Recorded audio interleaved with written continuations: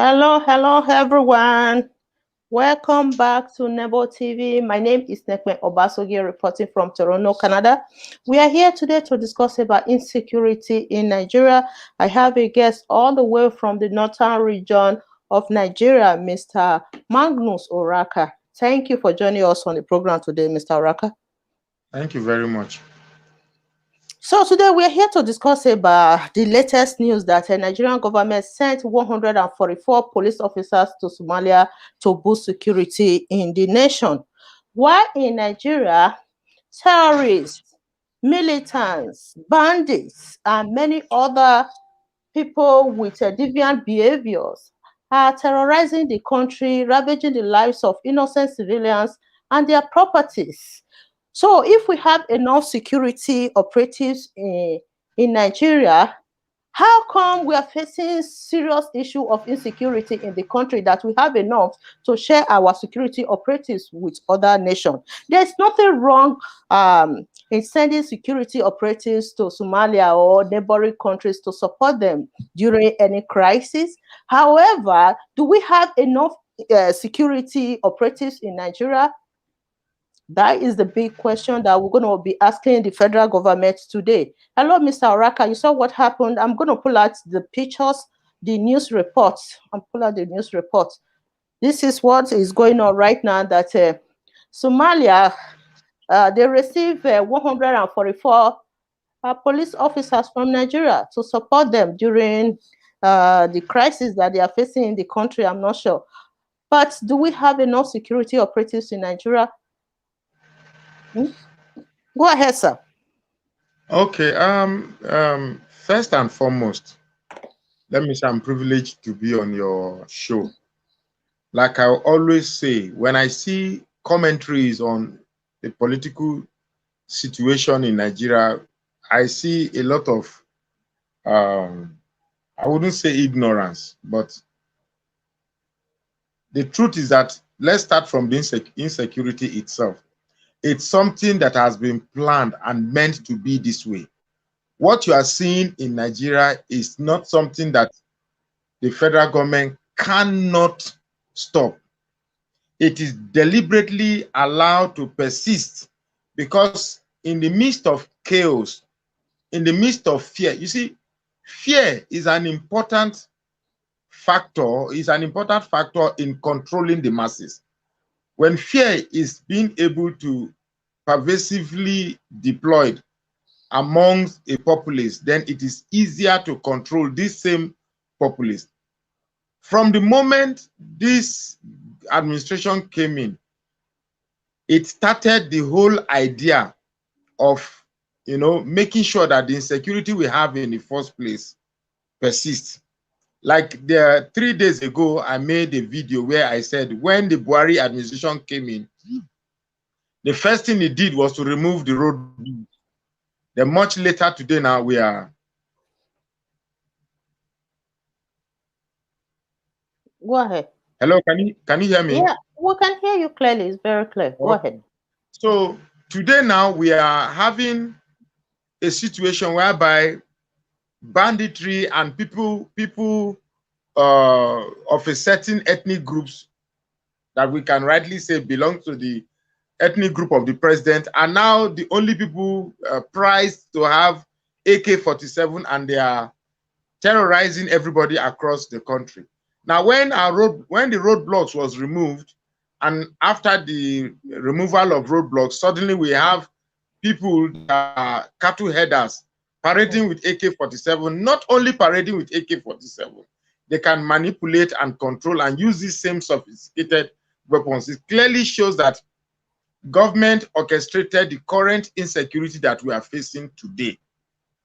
So if government today is now sending 144 security personnel to a country that is relatively more peaceful than Nigeria, it clearly shows that government is trying to send a false narrative to the international community that the insecurity as so propagated by citizens of Nigeria, it's not as bad as it may seem.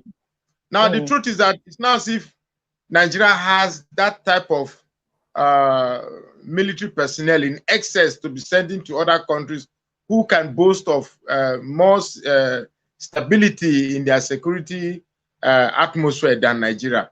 It's just a way to douse the international community that the insecurity in Nigeria is not as pervasive, or is not as destructive as it is meant to look. So I think that is what the federal government is just trying to do. So that means that those ugly news about insecurity in Nigeria, they are all purported news. That is the question we're going to ask the federal government. So those news, there are many images out there on the internet about insecurity in Nigeria. Do you mean that people purported those images, or their fallacies about insecurity in Nigeria? The truth is that, these days I don't listen to Channels News. I don't listen to TVC. I don't listen to any major news network, because the globalization policy, I think, has made any reliance on regular news to be non-satisfactory.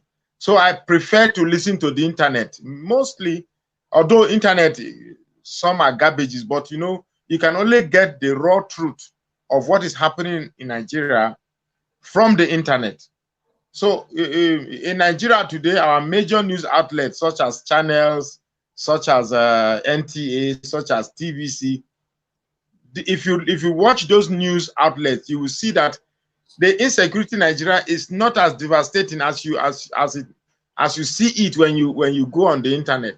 It's only you and I who frequent the internet that knows that Nigeria is in a deplorable state. And anybody will think that the insecurity in Nigeria is going to subside maybe in the near future, as I see people are saying we should just endure it to 2023. I don't even know who told people that there will be 2023 in the first place. Oh, because my God. The country is in a total chaos as it is right now.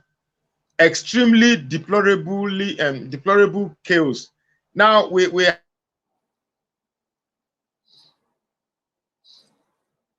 the Biafra secession is there, the Odua secession is there, the Niger Delta secession is there, the Middle Belt are not happy. In fact, the only people that seem to see Nigeria is working are the Fulanis, those from the cabal, the northern cabal, and those from the ethnic extraction of the president. These are the only people who see Nigeria is working.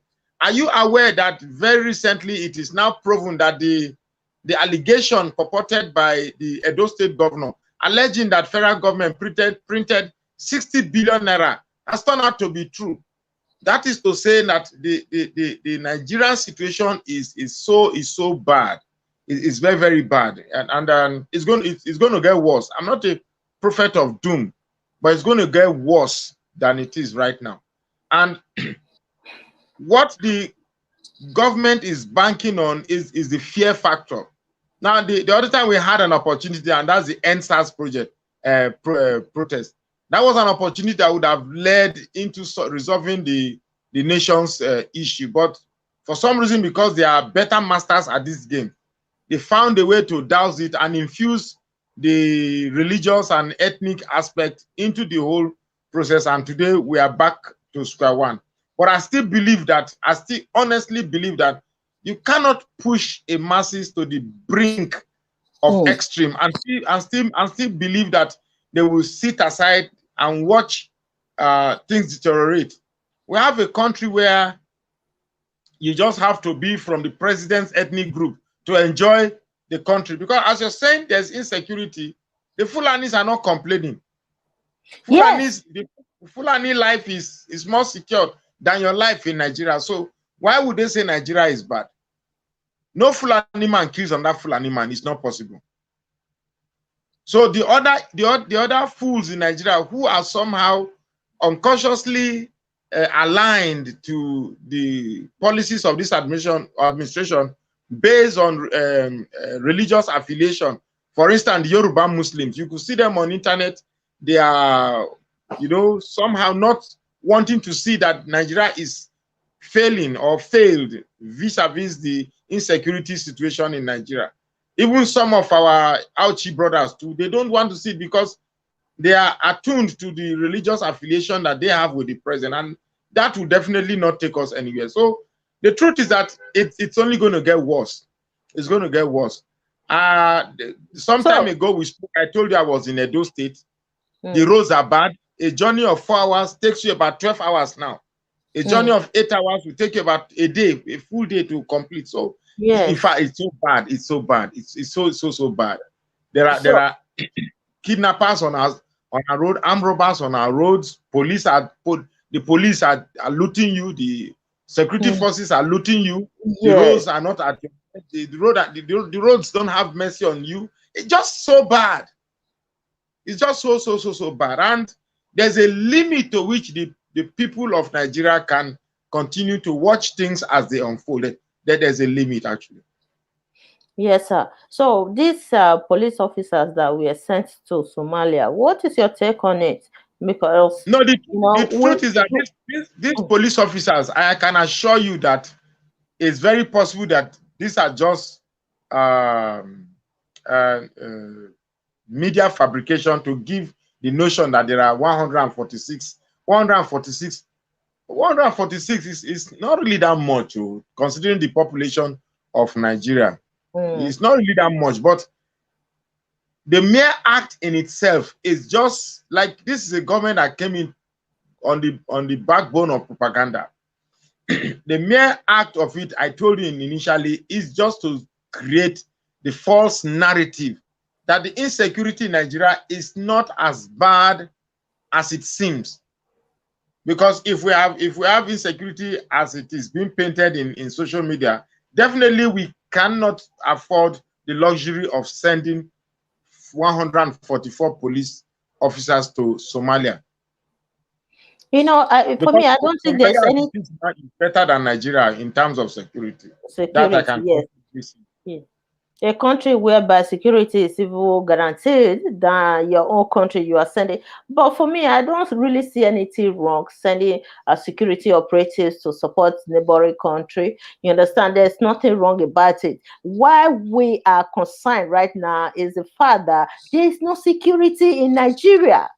There is no You cannot be security removing the log in somebody's eyes when the one in your you cannot be removing the dirt in somebody's eye when the log in your eye is still there. there. Thank you. If 144 policemen can assume a position of instilling security in another man's country, why don't we use a group of these? Why don't we use the same people that are going to instill security on another man's land to first instill our own? Because right now, I don't think there's any country in Africa that is experiencing the kind of backwardness that we are experiencing. And it is spiraling. It is spiraling so bad. So, like I said, sending security operatives to another man's country is just for Propaganda. media coverage. It's just for propaganda. Propaganda. It's to sell narrative. It's just to sell a narrative to the international community that the insecurity in Nigeria is not as bad as it is. But like you rightly said, sending security to contributing manpower to boost the security apparatus of another man's country is not bad. But it is sheer hypocrisy. It is sheer hypocrisy when the security situation in your country is getting worse, is exacerbating by the hour, to be sending security personnel to be, ensuring security in another man's country when Yes. yours is spiraling every day. It's sheer hypocrisy, if you ask me. So my question is, the federal government, since all this issue of insecurity prevailing in the country, I've never seen the federal government declaring Nigeria as a state of emergency so that they can get more support from neighboring countries like Ghana, Cameroon, and other African nations. So, but Why we are would pretending as why if would the gov- everything is. it, Go ahead. it seems you did it seems you forgot what I said at the beginning. The insecurity situation, because people keep saying Nigeria. You see, when we refer to insecurity in Nigeria, we refer to it as if it's something that came as a result of happenstances or policies that were or some mischiefs who decided to insist that there will be insecurity in Nigeria. Nobody gives the thought as to whether the federal government of the Buhari administration deliberately instituted that by this time and hour there should be insecurity. I told you from the beginning that when this man came in as president, the first thing he did, the very first policy he made, was to remove roadblocks all over the country. Why would a general who is a general, who is supposed to be an expert in security, decides to take out all security checkpoints across Nigerian roads? Now, if you want to add, if you want to surmise, you suggest that, well, the reason why you would take securities out of our roads is because there are certain things that needed to pass without the notice of those who are supposed to check what passes our security borders. Immediately, these security checkpoints were returned back. Today, we now have citizens of one ethnic extraction having the privilege, the exclusive privilege of possessing firearms. Today, the only license you have to carry firearms is when you belong to the ethnic side of the president. Then you are free to for me now. If you stop a vehicle and I am carrying just a common knife, even if it's a kitchen knife, do you know that I will sleep in the police station here in Nigeria? You may not know that. If they stop a vehicle and they find just a knife on my body, I will sleep in the police cell.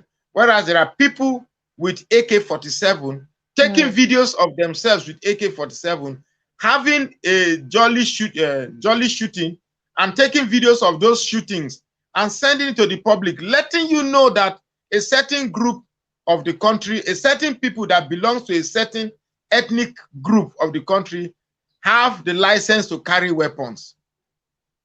And anytime, can you imagine, 6 years of this administration, not one single headsman that carries AK-47 have been arrested. In fact, the only arrest you see, and which you privilege to see on social media, are the ones that maybe vigilant youths apprehend. And when they go to the police station, they are eventually released. There is nowhere in Nigerian prisons, nowhere in Nigerian police stations, nowhere under anywhere in the security apparatus that we have members of this terrorist group under lock and key. Nowhere at all. Nowhere. So that should tell you that the government is looking the other way because it doesn't have any intention whatsoever to stop the security carnage that has currently overwhelmed the country. Nigeria is going to be worse than this. We can talk about it all day long as we care, but Nigeria is going to be worse than it is already. Yeah, we should not pray for that. We should not even pray for that because it's not about prayer. Any country that it's not about prayer. Any country that is worse than Nigeria, which means there's a physical war in that country. But, yeah, now that reminds me, you just said something. You see, this war has been declared right from 2011 when Goodluck Jonathan won the presidential election. The war had been declared, but it started from a psychological war. Now, what is our challenge now as Southerners is the ability to transit from understanding the psychological war to the physical war.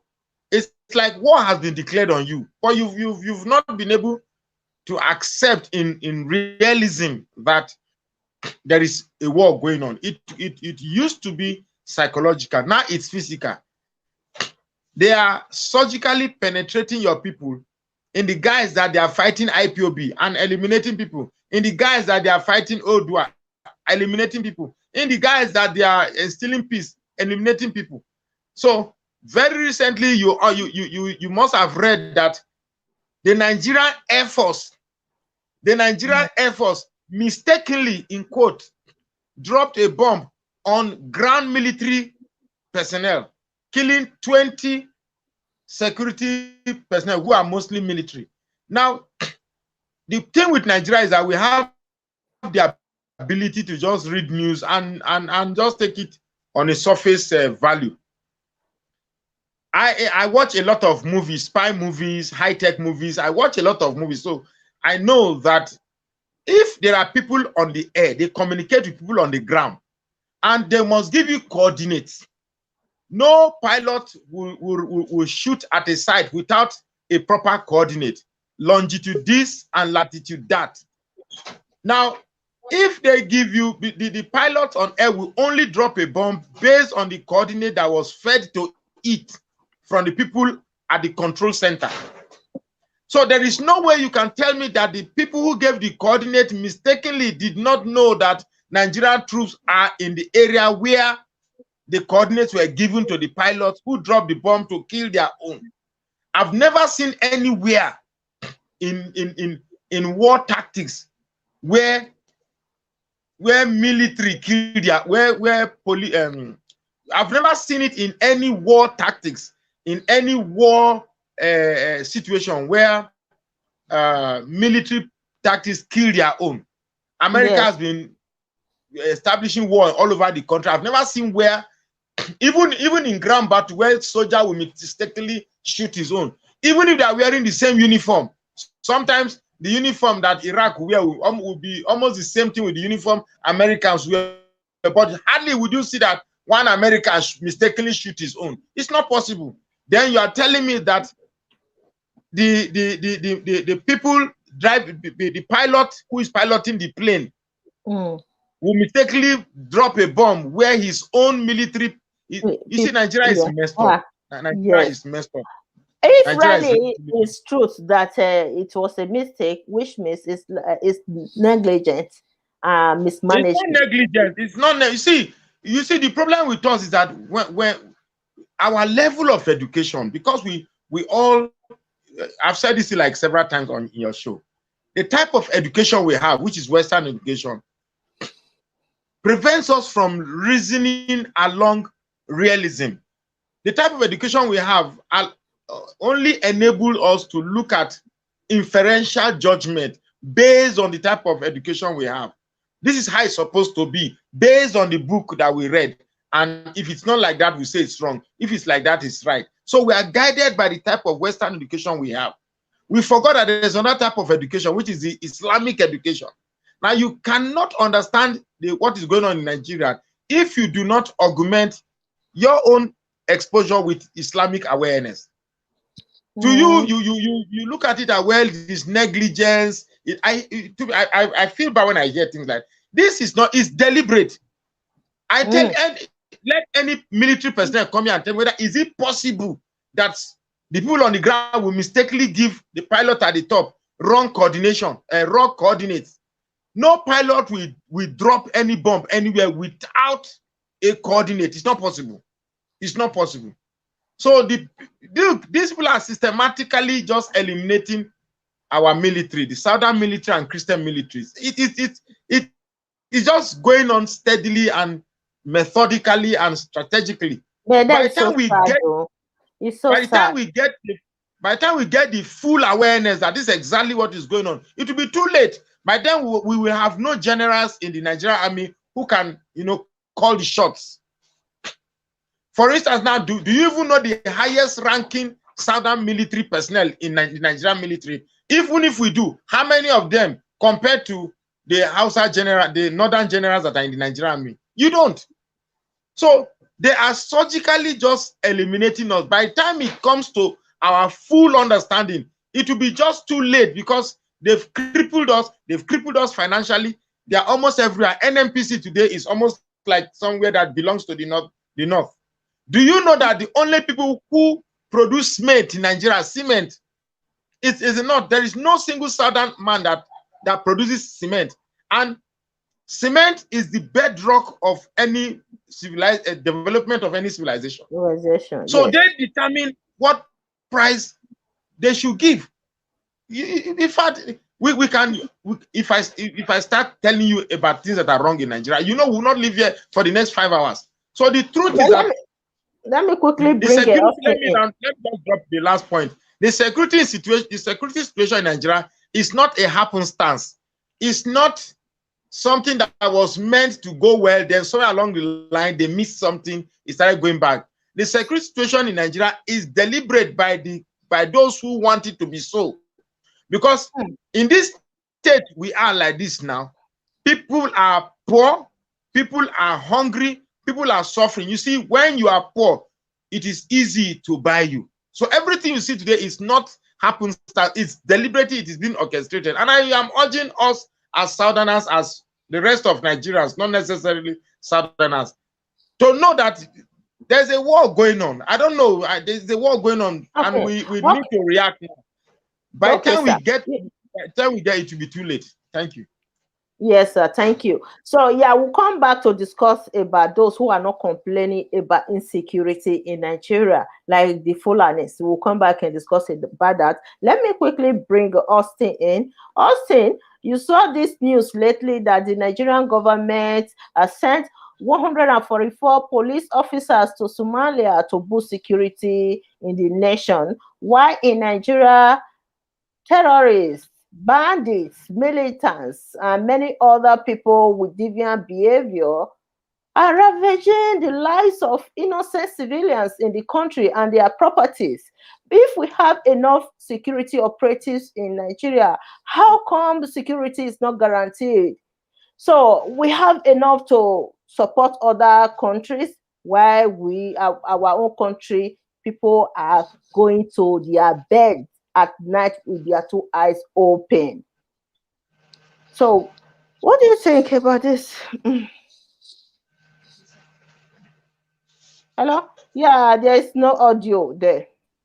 Can you hear me now? Yes, we can hear you. Go ahead. Okay, first I would say thank you for having me on the program, and it's a pleasure to be here once again.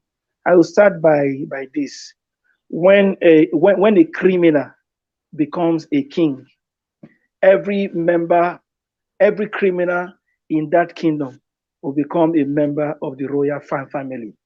So whatever you are seeing today, where you are seeing Fulani Etme in everywhere, is because Fulani terror is everywhere. It's because Nigeria, what we have as the number one city of the country, is totally one of them. It's not. It's not. It's, the handwriting is on the wall. We are just trying to wave it and do this and do that. No matter the amount of police you recruit today, no matter the amount of soldiers you recruit today, that can fight this insurgency. You know why? Because this insurgency, this is a plan by the so-called government of that what we have in power to cripple the South and to Islamize the nation. There has been war in Nigeria. The day they were sworn in, that's the day the war has been on. But they didn't have the legal power to fight it openly. Since Buhari came to power, now they now have the legal right to fight it openly. When you see them come to the south, they go through the east and the west. What's the first thing you see them doing? To eat up our crops, to finish everything that has to do with our agriculture. Don't it's sometimes I keep wondering, is it that most of us are not settled down to really think, to really know what is going on? They want to try to do it to a level so that when the full war now come out, there will be total hunger in the south, where our people do not have anything to eat.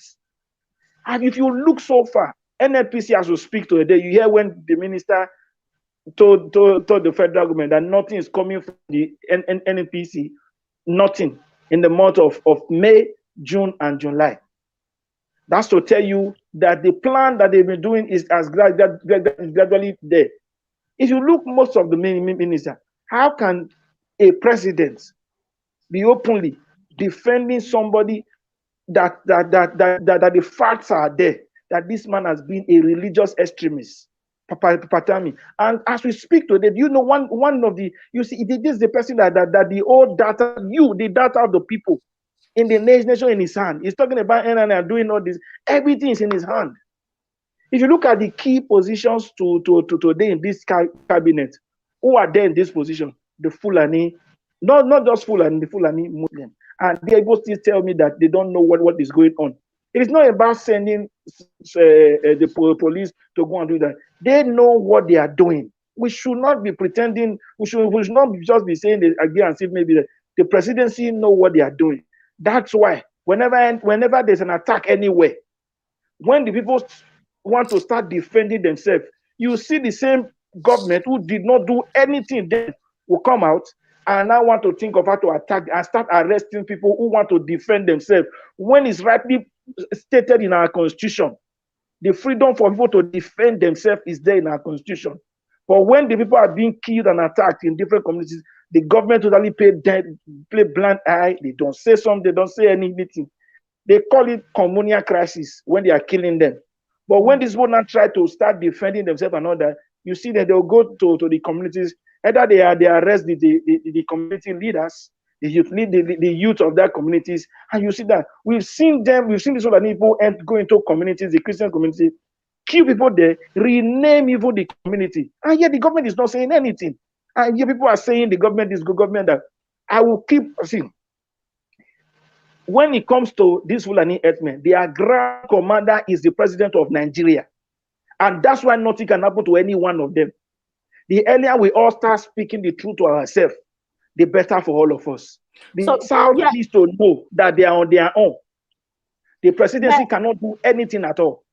Okay, yeah, Austin, I understand you. Going back to this news that Nigerian government sent security operatives to Somalia, with the level of insecurity in Nigeria, don't you think that the government is supposed to declare Nigeria as a state of emergency so that they can also get help from neighboring countries, to stabilize the insecurity in the country? Because the insecurity in Nigeria, according to what the federal government said, that there are other Fulani herdsmen, coming from neighboring countries to terrorize citizens in Nigeria. So it's like this thing is coming from outside the country. We have militants coming from outside the country, entering Nigeria because of our border is not strong enough. So these people are coming from neighboring countries to terrorize innocent civilians in Nigeria. So don't you think that the federal government is supposed to declare the country as a state of emergency to get more support from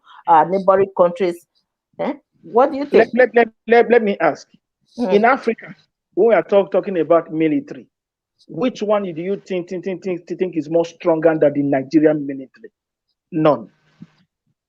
The truth is this: the government is not sincere. They are just deceiving people with words.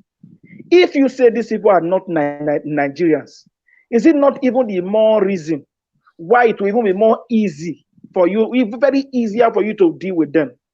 If you go to Ghana, when they came, I think about 2 years ago, when they wanted to start their own in Ghana, the Ghanaian president gave them an order. He called and gave them an order. Whenever you see any of them, kill their cows and finish them. You must give an order.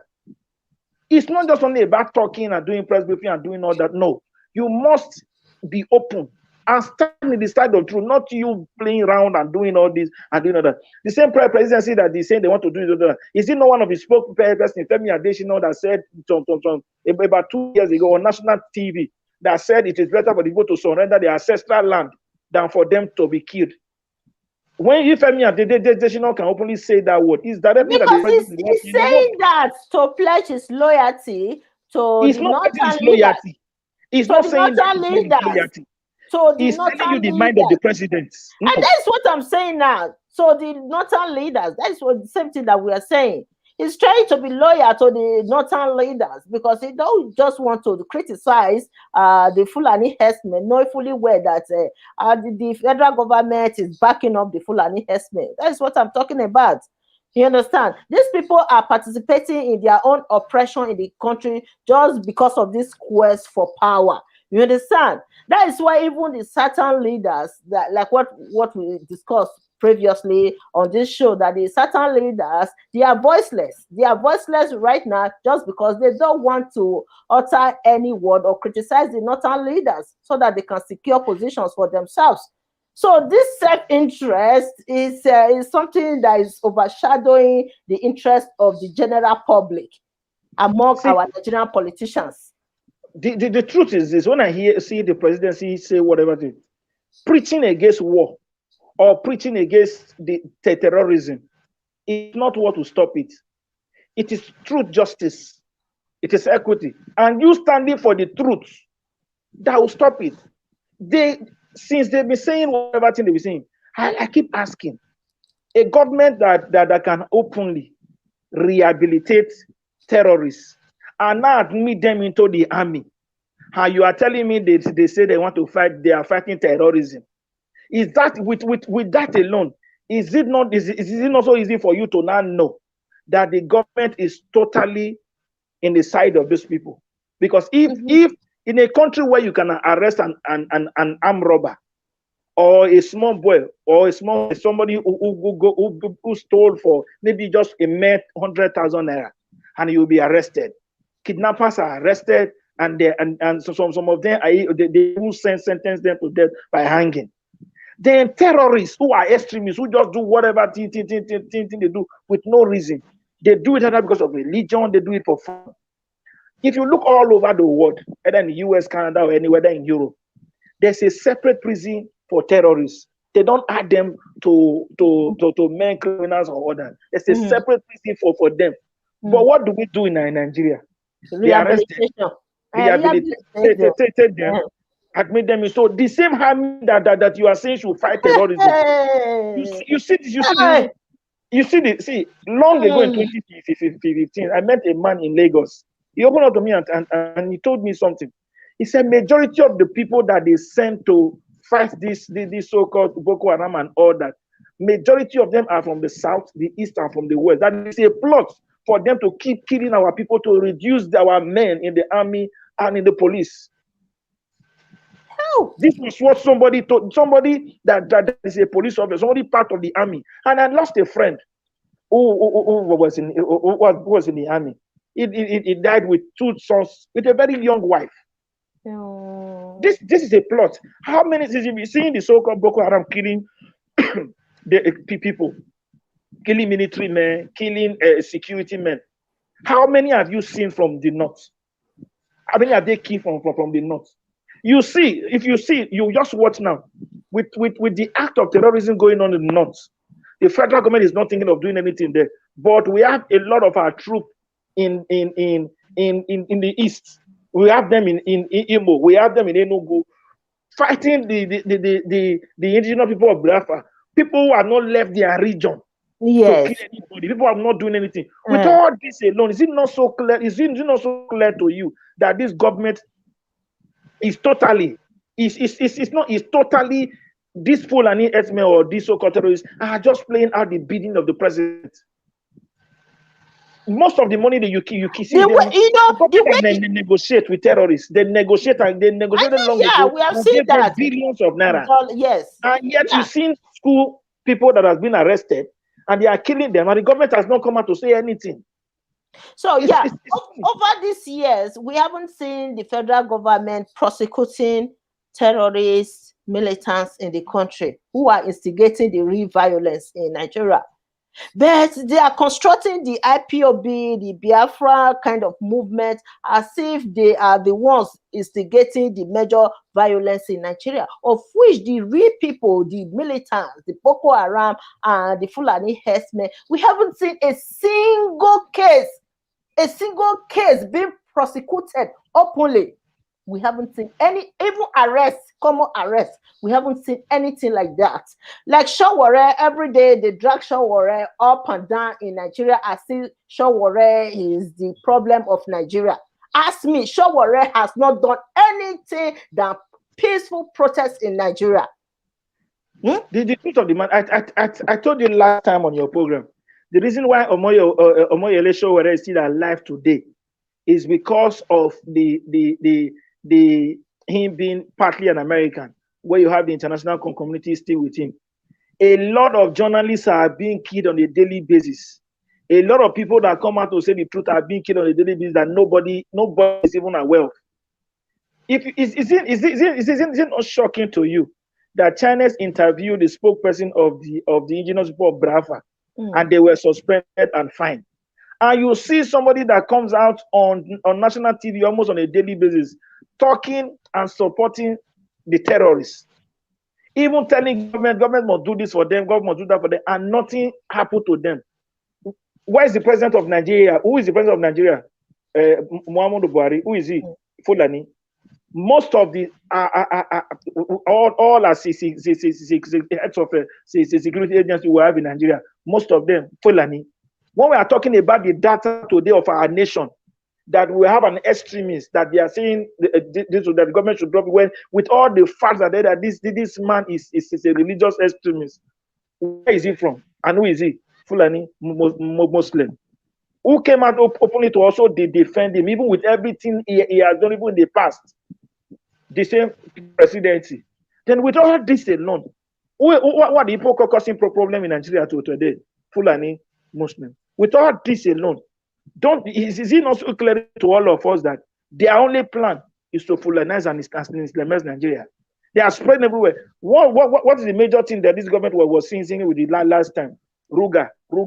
Then I asked a question: of what business does the government have with cattle? That when the cattle business became a federal government cattle, and what does it add to our GDP? Nothing.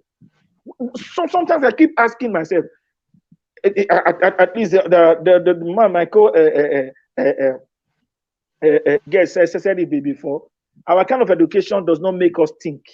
Most Nigerians just sit down, we don't think, and that's why we keep repeating the same mistake, even when something is happening to us, because we don't think, we don't even know where there's something going. If any Nigerian tells you today that he does not know what is going on in Nigeria, then that person might either be sick, or there is something wrong with the person. Because with everything that has happened in the last 6 years in Nigeria, it will only take a fool not to know what is going, not to say he or she doesn't know what is going on in Nigeria. So don't you think this issue of weak governance in Nigeria is at the root of tribalism, too much ethnic groups or tribal groups were amalgamated that led to this high level of tribalism in the country? So, like, you cannot compare Nigeria with any country in Africa, in West Africa, even in the world. You understand, with this corruption in the system, weak governance. So I begin to imagine if we can trace this problem to the amalgamation of multiple tribal groups together that is exacerbating this issue that we are facing in the country. What do you think? What do you think? Let me bring Mr. Oraka to the picture again. Let Mr. Oraka answer this question. Sir, you see, I'm so very happy you brought Mr. Austin. You see, I'm very happy when I begin to see people who are now thinking, people who are now having sense. Before now, a lot of us don't have sense. But thank God, with the political events that are unfolding today, a lot of us are now getting the picture and we can now be sensible. You know, some 3-4 years ago, when you listen to people talk on social media and talk about Nigeria, maybe there are very few of us who talk like this. But now it has become evident that people can actually talk. And this idea of Nigeria sending for 144, I think it's really not the strongest point here. The strongest thing is this Nigerian security. And sorry, I'm not dictating the show. You see, my sister, when Nigeria chose to elect a president who said an attack on Boko Haram is an attack on the North, and then this same man is now the president, and you are expecting him to kill the same Boko Haram, which he declared that if you touch them, you have touched his brothers. How do you expect a brother to kill a brother? The Fulanis, I know very well, they will never kill their own, no matter what. They can kill outside, they can even kill other faith practicing the same Islam with them, but they will never kill their own. Like he rightly said, even when I said it before he came, that look, what we are experiencing today started from 2011. The moment Jonathan became president, it usurped a long-term agenda of Islamization of Nigeria. For the first time in Nigeria, Christians came together and voted Goodluck Jonathan. Rather than build upon that strength, we allowed them to tear us apart. The whole idea of picking Osibanjo from Redeemed Christian Church and Mbaka speaking the way he did the last time was just to tear Christianity. And when 2015 came, we didn't vote along that religious line again. It was more of trying to vote out corruption and bring in change. Now we have voted in change. Nigeria is far more corrupt than it was when we all cried corruption. There is no reserve as we speak. That is why CBN is printing new currencies. So what is happening today? This insecurity you are seeing today, if you think there's any need or any intention to stop it, we are joking, we are laughing. It still shows that because we are Southerners and we are still led by this our Western education at looking at Nigerian politics. I said repeatedly, and I think I said it here, Western education is not equipped to understand the brand of Islamic politics that is being done, that is being practiced in Nigeria. No way. The only way you can understand the game here is when you now include Islamic politics into your brain, then you can understand a little bit of what is happening. Everything that is happening here is one purpose: to get Nigeria into the firm control of Fulani rule. That is why you see Boko Haram are now infused back into the Nigerian military. How do you send a Nigerian military that has an adulteration of Boko Haram to go and fight Boko Haram? Like the man rightly said, it's not even a conjecture, it's real. Anytime they send military personnel to the heart of the fight, it's mostly Christian soldiers and Southerners. They don't send Hausa people to go and fight the core Boko Haram settlement. That is a surgical way of reducing our military. If tomorrow there's a civil war, we don't have soldiers that will train us military tactics because they've eliminated them. I said a while ago, nobody's even asking how many generals from the South we have in Nigerian military. But I can tell you that we have about 60 to 80 top military generals in Nigeria. So when you see helicopters dropping bombs and he said it's mistake on soldiers, have we even asked those 20 military officers that were killed, where are they from? Are they Southerners? Are they Northerners? Not everything, we just hush. And then Nigerian populace will have this ability to just forget things easily like that. 20 military personnel. That would be news in America. It's more than 20 according to the statistics. That even if it is 2, even if it is 2 in America, that would be news for almost 3 months. Exactly. In this same country, a returning officer who saw that the election carried out in his own constituency or in his own state was false and said he will not be part of the rigging machinery that was done in his state. Do you know what happened? They killed him, killed his wife, killed his children, burned his house, annihilated anything that is associated with that man. Today, nobody is talking. Imagine in America, they said the returning officer of California is killed, the family is killed, he's killed, everything about him is destroyed. It's not a news that will just go dead like that, but this is Nigeria. It happened and we know it.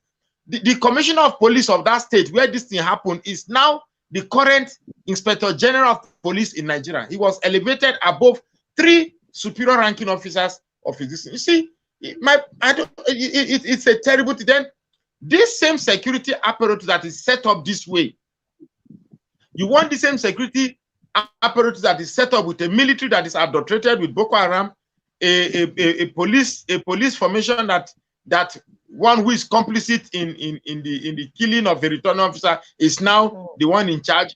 Everything is terribly bad. What on earth will setting up a naval base, navy that's supposed to protect the water? What is the naval base doing in the desert? Since when has sand turned to water that you are setting up a naval base in the north to protect desert? You see, it's a terrible thing. So like the other man said, Mr. Austin said, this insecurity is a very good opportunity now to cripple whatever strength that the South has. In the eventuality that there's a civil war, we have no strength to fight back. So if you think anything is going to be, and those who are thinking 2023 will come, if Christian president will come back and repair things, these people will not leave power at all. They are the ones in APC, And if because PDP said they are zoning to the north, the moment they pick a northern, PDP picks a northern man, which they hope will be the one that will carry out their Islamic agenda. And Article, definitely. Well, the same article that we thought a lot of people voted for, thinking that he's a liberal Muslim. What has he said? He has not said anything. He has not condemned anything, because Fulanis don't attack their own, whether they are liberal or not. Atiku is a Fulani man. Even if Atiku becomes president today, he will not arrest any Boko Haram member who is a Fulani man and kill him. It's not possible. That's because you don't know the Fulani man. So it is us that we armed ourselves with this big grammar, grandiloquence that makes us look intellectually polished, when indeed the type of grandiloquence we speak is just to make us very stupid. Like this other man from your brother now, Patrick, that we speak krinkum krakum and just entertain the house, and it's nothing that will not allow you to know what is going on. The insecurity we have today is deliberate. Capital word, deliberate. It's not something, it's not a happenstance at all. And what these cabals want to rip out from the insecurity we have now is just, when you have a disoriented people, they'll be easier to control. When I see this POB causing reason for military to enter the east and kill people, I just say these people don't understand what they are doing. Whatever we are doing, any reason that will enable these people to come into our space and kill us, reduce our population, is a welcome idea to the federal government. That's why you see they will respond immediately when a governor say, come and attack, come and help me stop this place. And then the other thing you said, our governors are handicapped. They are not the ones in control of military. They are not the ones in control of police. They are not the ones in control of anything. So for them to make any harsh stand, like the governor of Benue State now is saying what he's saying now because he has crossed borders with Buhari. There's no way, it's very obvious. He can't be watching his book. So he has crossed that Rubicon of trying to please Buhari. But if we have 3 or 4 governors who can voice out the way Autumn did in his last video, you see, we'll get somewhere. So, but most of these governors, their hands are tied. If, for instance, now you fall out with the president and tomorrow there's chaos in your state, he will not send military to come and quell things up. That is what is happening. So I don't know. I don't know. It's terrible. In fact, discussing Nigeria, after the discussion now, I'll go and buy Panadol because it gives me a lot of headache. Where will you start? Where will you start from? Is it our roads? Is it our security? Is it our hospitals? Is it our? There is no. Jonathan left about $30 billion reserve in this country. All is gone. All is gone. Is it our southern politicians? Take for instance, Amechi was the governor of Rivers State, one of the richest states in Nigeria. You use the money from your state to sponsor somebody who will come and has no feeling for Rivers State whatsoever. Now you are not the governor. They made you minister. Among the ministers that you are given, they didn't even give you something that is influential in the scheme of things.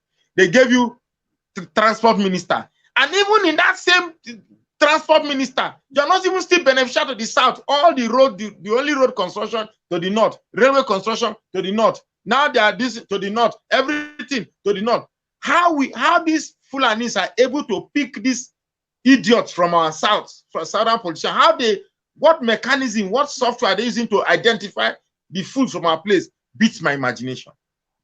Yeah. Lord. So today now everything is in the hands of the north. In fact, if you ask me, the Islamization process, what percentage has the Fulani achieved? I will tell you they're almost 70%. They're almost 70%.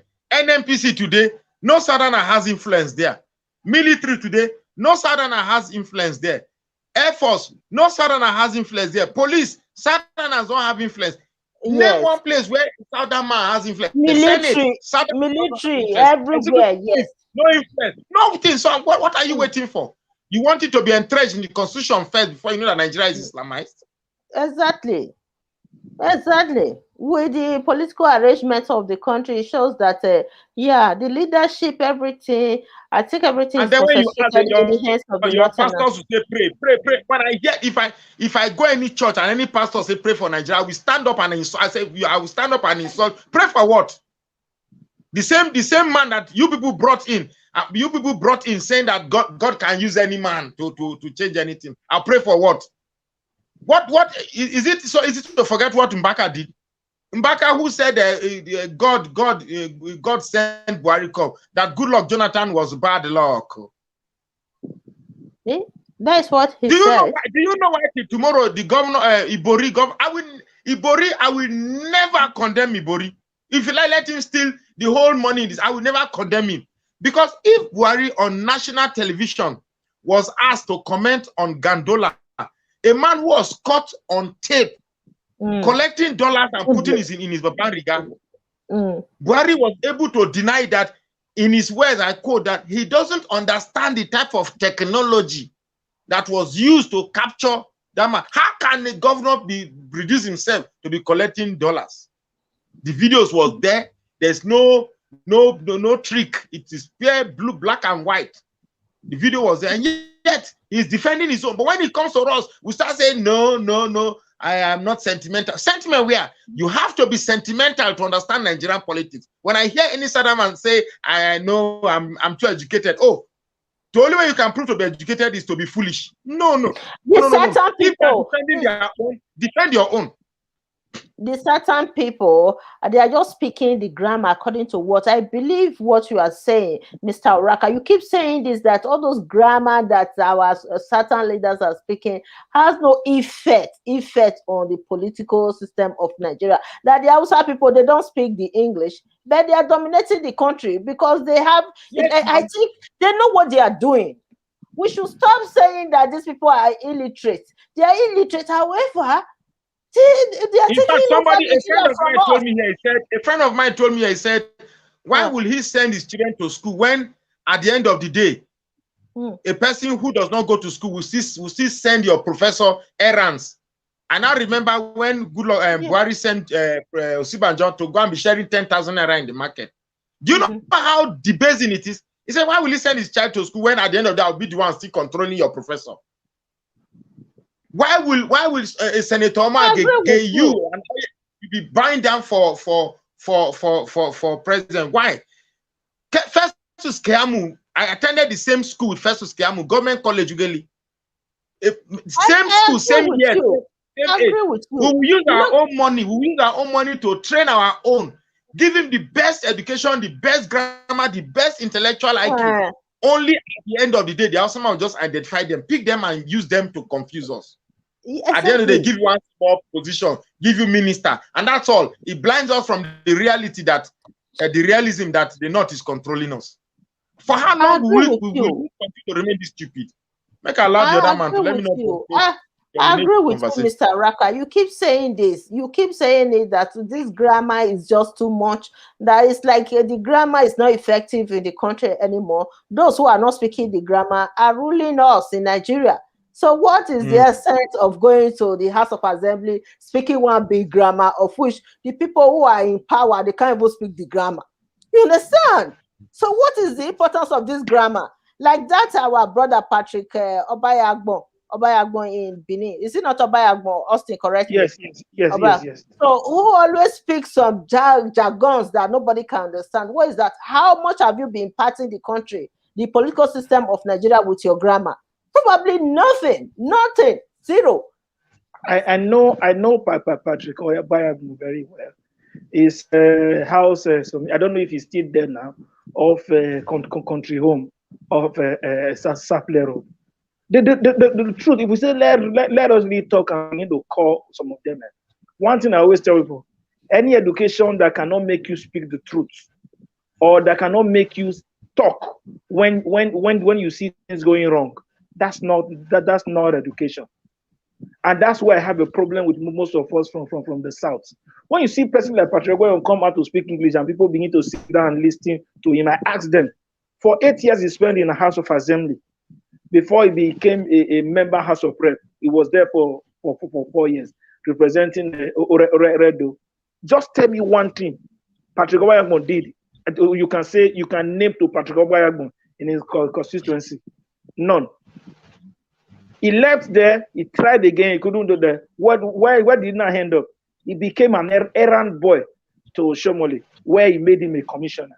After 2 terms as a House of Assembly member in House of Prep, that's to tell you greed among us, the Southern people. And the reason why most of these things, they keep repeating it, is because when I look at us sometimes in the South, I see many of the major reasons, especially from us in Edo State. I've been saying this for a very long time. The major reason why you see they try encouraging most of our youth into courtesan is a way to keep enslaving the people. That's why when I hear any Edo State government saying they want to fight courtesan in Edo State and is not ready to fight our lawmakers, part of our commissioners and all that, I begin to laugh. Without those court boys, our politicians cannot amount to, most of them know that they can't get anything. They know. And this is one of the major reasons why you see when they get to wherever they get to, the first people they call upon that they give appointment are the court boys among the Edo people. Either SSA, SA, as PA, as others, to keep using them to create fear among others, and they begin to use them to even recruit boys. That's it. And we don't see what we have is not education. And for the question you asked earlier, I say we as a people know nothing about the democracy because our system did not teach us from the beginning what democracy is all about. I said something on your program the last time. Even in this 21st century, we are the only people who cannot even talk to our traditional rulers or our king in our communities when they are going out of order. We can't talk. We have this slavery mentality. A common audience way in your area or even in your village, a no get order in your village. You see them doing things that are totally not good at all, oppressing people or even doing things wrongly. When you dare come out to speak, you dare come out to condemn it, everybody will attack you. If you are not careful, such a person can even, his life might even go in for it. That's democracy. That's by the way. And then, even from our schools, you see our children in school, brothers and sisters in school, from primary and secondary school, how do they appoint class rep from them? The school prefect, and how do they appoint it for them? He said that the headmaster or one person come out from anywhere and appoint it for them. So these children were not taught from primary school to elect people to serve them.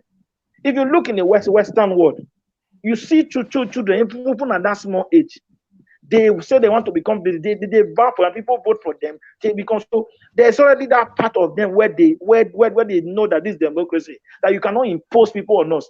We from the beginning, our foundation did not teach us, did not let us know anything about democracy. That's why I keep saying democracy is not for us black people. Especially we Nigerians, it is not for us at all. That's what they said. Some intellectuals asserted that democracy is not compatible to the African culture. That is why it has not been very, very effective as a mode of a rulership in the continent. So yeah, that's the argument of some people. No, it's not for us. I don't and think whenever so. you see anything, another way they are so using to also do it. Before, when we did on our region, Nigeria was very peaceful. We've had these Muslims coming to the south to live. Long ago, growing up as a little boy there, the few times I went to the village, as the Hausas come to even the house, they live, they give them even the house for almost for free. Peaceful. It was when they now politicize everything. Where these people see this plan we see now, even as Mr. Uraraka said 2011, this thing has been on ground because these people there's so much hatred among them for us, and we don't know the hatred. They have so much hatred towards us, and they try to play romance us and see, because our people are fools that do not think. They play to us, give us money, and give us to just we always say our birthright for a pot of porridge, for peanuts. If you look around in the country, we are the people that own most of the things in the country. How come when it comes to the leadership of the country, It's our people that fight ourselves for them. Who was fighting the River State governor, the Amechi, when he was no longer governor? Today, he's still fighting. What's his name again? Wike. Who was fighting up Babaseki the last time? Oshomole. So you see, we as people keep fighting ourselves, and these people now have time to even. Is it not shameful that it was common? What's his name again? The former chief of staff, Abakari, that said when I heard the present Imo State governor, Uzodimma, said it was Abakari that told him to become the governor of Imo State. That he presently told Abakari then that he wasn't prepared, doesn't have the capacity and all that. Abakari said, "Don't worry, we'll make you a governor." Is that not shameful? That somebody, a Fulani man. Yes, he said that it was Hope Uzodimma talking now, not me. I'm quoting Hope Uzodimma. Is that not shameful that a Fulani man from the north is not the one that not decide who will become a governor? That's why even when he lost the election, he came out fourth. Hope Uzodimma was not the second in the election, not even third. He came out fourth. But through Supreme Court, they made him a governor. Yeah, and that's why today, if you see them, they can do whatever thing they want, because Imo State, if they can capture Imo State, they can spread through the entire East. Because Imo State is the largest state among the East. And when you can capture that state, the entire East is already in their hand. That's why they want to use Imo State to enter fully into because they've tried everything. What's his name again? Kanu was able to expose so many things. They had to get a governor from the East who will totally be their boy, who they can use. And this we are doing it. Who is loyal to them? Who's totally loyal? To them. They are just doing it without any resistance from us. Yes. Until one thing also, what I would add to that is that the certain leaders, like what we said in our previous shows, that the certain leaders, this idea of self-interest is overshadowing the interest of the public. You understand? So you don't want to speak out because you want to maintain your position. You don't want to criticize the Northerners because Mr. Austin. You can go ahead. You can go ahead. Mr. Austin, can we form some, because somebody has asked me, okay, what is the solution? Because at the end of the day, the Nigeria as it is now, the South has consistently had the short end of the stick. So what do we do other than talking, analyzing? Yes, if we go on today, we'll keep analyzing and identifying the problem. So what do we do to stop this? So somebody asked me and I said, the solution that I think is available to us now is because we don't have a block that suggests that has this appearance to control the country. Every time we respond to the antics of the cabal, it's usually compartmentalized or miniaturized. For instance, you see Southeast governors, South governors, Southwest governors. I can tell you that the Northerners will never be shaken if they say Southeast governor came up with a resolution to this. It will never shake them. The same way the other day, we all saw it when they said the South governors invited the North to discuss about something about oil, and they were waiting and the North didn't show up, and they were angry. I was laughing at them because they felt foolish enough. They wouldn't think that the Northerners will respond to mere South governors. So I am suggesting, if there is a way we can form, start now. What is wrong in us creating like a Southern Governors Coalition or coalition of Southern governors, where they can still maintain their Southeast governors, but they should have a forum where they have the whole of the South governors. That is only when this North will begin to take the South seriously. They cannot unite. They cannot. The certain leaders cannot. The youth can start it now. If the youth begin, if somebody like him speak, the other day when the South governors came, the Ijaw youth leader looked at the governors and really rebuked them. He insulted them to their face. Mr. Raka, So, one thing you should realize is that, with the division in the southern region of Nigeria right now, especially that the Oduduwa kind of movement and the Biafra movement, it will be very difficult for the youth to unite in the southern region. That is the problem. That is just the problem. So, and we need to unite. I understand what you are trying, your point. However, the we need to. unity is the solution. But the division is obvious right now. We cannot fight on an individual basis like Southeast. They just go. We just. Let me tell you, since Buhari came in, how many Fulanis have died? How many Fulanis have died? None. But I can tell you, Igbos are dying, Yorubas are dying, Southerners are dying, Christians are dying. We are the ones reducing our population because we have refused to look at the bigger picture. We still keep fighting that I want to fight to protect the Igbo interest. The reason why I'm not supporting Nnamdi Kanu, for instance, is because it's not as if I'm not aware that what he's saying is true. It's because that he is using a real situation to pursue another agenda. But if the fight for Biafra was open and sincere, there's equality, there's fairness, why would I not support him? But there's a hidden agenda, an agenda that presupposes that Igbos are superior to their neighbors. That is the main reason why I'm not supporting it.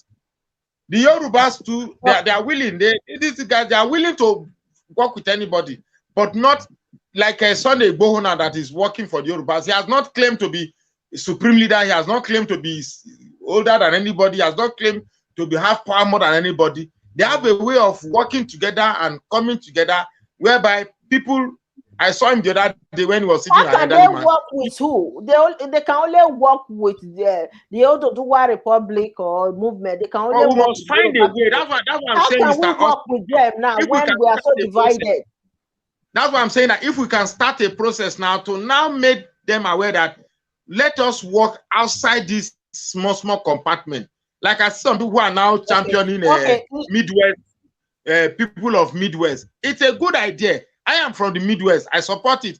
But with the way the North is already prepared and the kind of support they have from Sudan, Chad, Niger, if we keep trying to tackle them from these small compartments, then it will not work.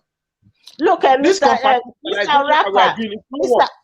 Raka, telling the Oduduwa Republic movements or the members to unite, all of us to unite in the southern region will be very difficult because these people are very committed to their various groups. Like the IPOB members, it will be very difficult to convince them that we should come together because they are so committed. You can see how much they have been working so hard to ensure that they actualize their dream of Biafra land.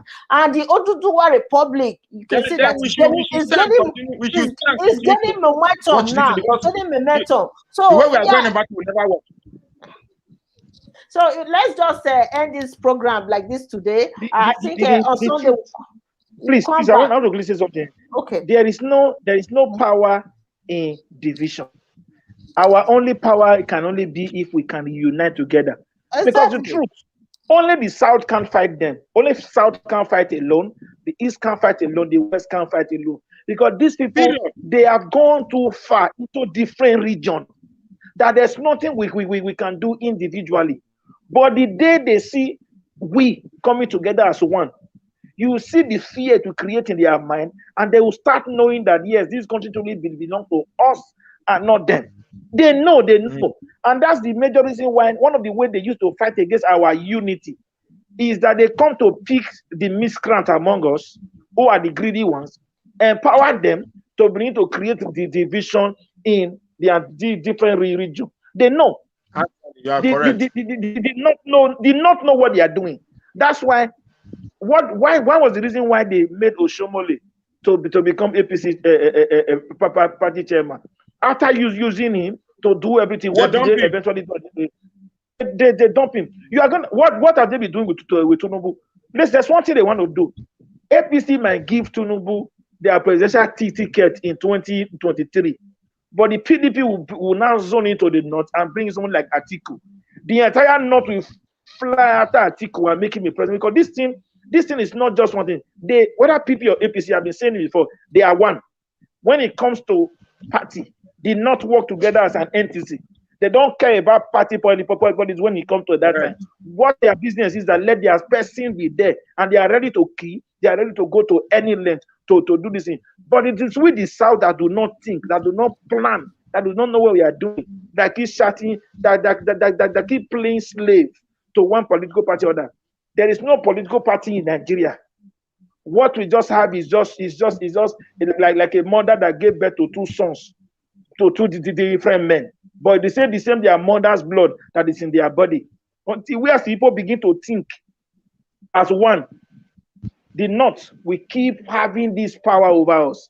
Our only power, our only way out of this mess is for the East, the West, and the South to come together as an entity to know that we have a common enemy. The enemy of the South is not the East nor the West. The enemy of the West is not the South or the East. We have one common enemy, and the common enemy is the Fulani Muslim. That's our common enemy. And the earlier we all know that, the better. Exactly. That's a good summary of everything. Thank you, Austin. Very good summary. Yeah, thank you. So we're going to end the program like this, and on Sunday, maybe we'll come back again and continue with this discussion about insecurity in Nigeria.